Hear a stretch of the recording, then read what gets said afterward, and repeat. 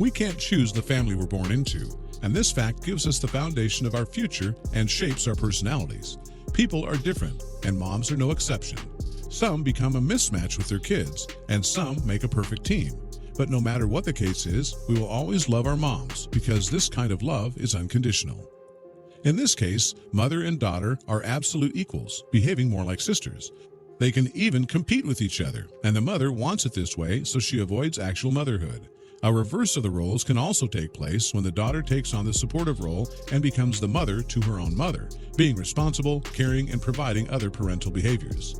This relationship is built on trust, and the mother is the first person a girl goes to with her thoughts and problems.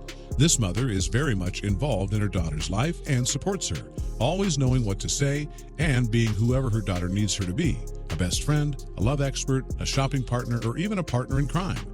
Life has its ups and downs. When you're up, enjoy the scenery. When you're down, touch the soul of your being and feel the beauty.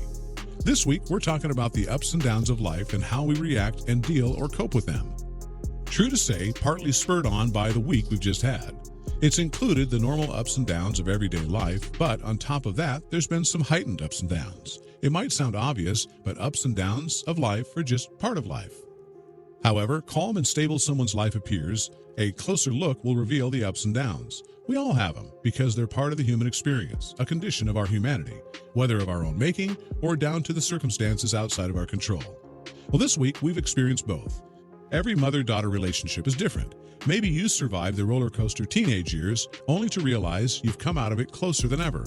Or maybe you're a new mom with a bored toddler on her hands. Ahead, these memory-making adventures are divided into two parts, things to do with mom and activities if you're booking for your own daughter. When her son's wife left the house, Tamara Petrovna immediately entered their apartment to find out what was in the closet that they had closed for a while and make sure that there was no one that approached her. His wife, her son, was keen to close the door, well so that no one could enter, but Tamara managed to steal the key this time, and she kept waiting for the moment when her son and his wife left for work and opened the room and tried to find out what was in that locker. The elderly woman doubted about it 3 months ago after her son's wife ran away from the hospital after her firstborn son was born. Her behavior changed. She never laughed, she became introverted and rarely spoke, and she became tense. The mother asked her son Artyom about the reason for his wife changing, but the young man told her that his wife Lena was born for the first time, so perhaps she is tense and upset, as the boy is sick and sad because of him. He promised her that this would disappear with the passage of time, but 3 months had passed and nothing had changed, so her son's wife continued to do these behaviors, closing the drawers of the closet with the key and hiding. Tamara entered the room and opened one of the drawers, and there she found many keys. Then she started trying them and trying to open the small locker. At last, she succeeded in finding the right key. When the grandmother opened the closet and searched those drawers, she found nothing but Lena's underwear, which made her surprised. Although she continued searching, she did not find anything else, which made her very disappointed, and she kept thinking if this underwear deserved of all that cover-up. Because of her, her daughter-in-law shuts the door with the key every time and locks her room door when she goes out.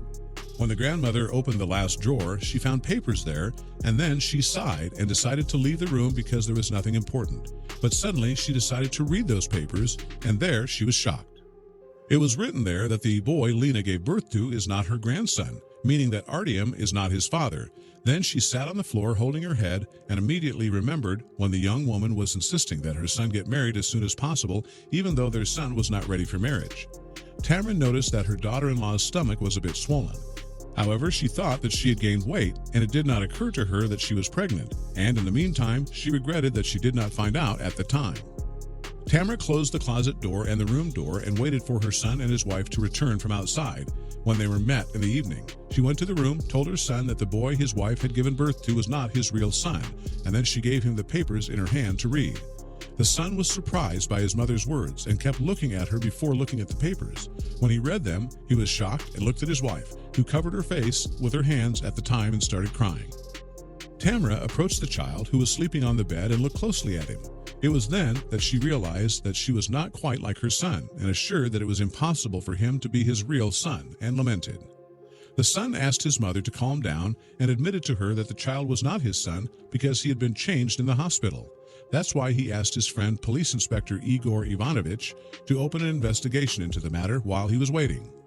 As for that child that his wife brought to the house, he is the son of another woman who put him in the hospital, disappeared, so the nurse brought him and gave him to Lena so that she would be deluded that he was her son who she had given birth to. However, they soon discovered that a doctor to adopt him had kidnapped their real son, and the nurse recommended that she give them the child that his mother had abandoned. Artyom and his wife had great pity on the little boy whose mother abandoned him because they clung to him while he stayed with them. So they decided to keep him and are now in the process of searching for their real son. The next day, Police Inspector Artyom called and told him that his investigations revealed the doctor who had kidnapped his real son and that he could come get his son back. Artyom and Lena went to get their son and left the little boy with Tamara, and when they arrived there, they found the doctor accompanied by the police inspector while the little boy was lying in a small bed. Lena hurried to hug her little boy, who had been eagerly waiting to see them for 3 months, and then Artyom approached her and hugged them together. The doctor was transferred to a temporary prison for kidnapping a newborn, while Artyom thanked his friend and returned with his wife to the house, and they're happy to get their son back. Tamara couldn't believe what was happening in front of her eyes, and she made sure that her son and his wife were right in what they told her. They were in a relationship 6 months before their marriage, so Lena became pregnant with Artyom. Lena said that her husband's desire to keep the first child because she was very attracted to him and considered him like her son, although they initially agreed to move him to the shelter when they found their real son.